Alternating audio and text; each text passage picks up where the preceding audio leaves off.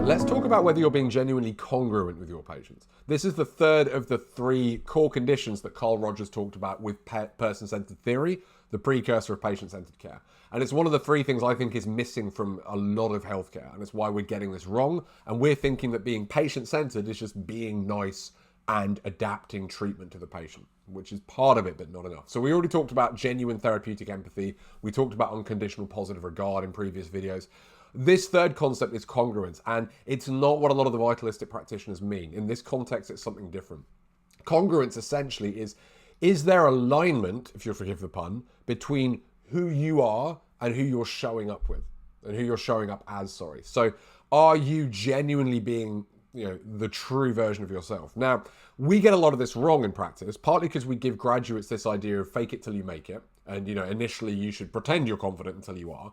And that makes some sense. When I started in practice, I essentially put a mask on, and it was this competent professional mask, and Chris, who knows what he's doing, because underneath the mask, it was panicked. Chris doesn't really know what's going on. The problem is the mask often sticks around, and I was wearing that mask for a number of years. And then I realized, well, I don't want to be doing this. I was peeking out behind the mask a bit more. As I got to know patients, I might drop it a little bit.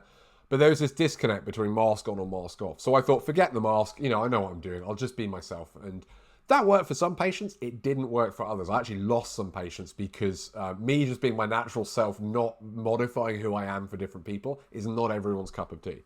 And I realized with both of these things, the problem was neither of them were patient-centered. And the reason for that is I was modifying my behavior or choosing not to modify my behavior because of how I wanted to feel, because of how I wanted the interaction to go. So I was doing it based on my own feelings. I wasn't doing it based on the patients. And that's what genuine congruence is about. Because you can be genuinely congruent and authentic with a patient, but you may still behave differently with one versus another. And the social styles model is a really, really useful way of doing this. So, I think of this a lot like clothing. Like if I go to a funeral, I'm going to dress differently to if I'm going to a party. If I'm going to a friend's 40th, I'm going to dress differently to a fancy dress or a Halloween party. If I go and just hang out with my brother down the pub, I will dress differently to if I'm going to dinner with my in-laws. They're all different things. All of them, I'm being the real me. I'm not faking who I am. But I'm dressing appropriately. I'm acting appropriately for the situation. I'm still being congruent and authentic, so you can modify it. The difference is in those situations, I'm dressing appropriately for the situation, for the other people there. If I turned up to a funeral in fancy dress, or if I turned up to a fancy dress party in a black suit, that is going to seem not appropriate. And other people are going to have a bit of a hard time with that. So that's how you want to think about this. When you think about congruence, it doesn't mean just be who you are, and if the patient likes it, great. If they don't, that's fine. It doesn't mean wearing a mask and being somebody who you're not. It means being able to read the situation, be able to read the patient and think, okay, which aspects of my personality should I turn up and emphasize here? And which aspects should I maybe turn down? Like if you've been watching these for a while, you can probably tell I'm an extrovert. Like I talk loud, I talk fast, I say a lot.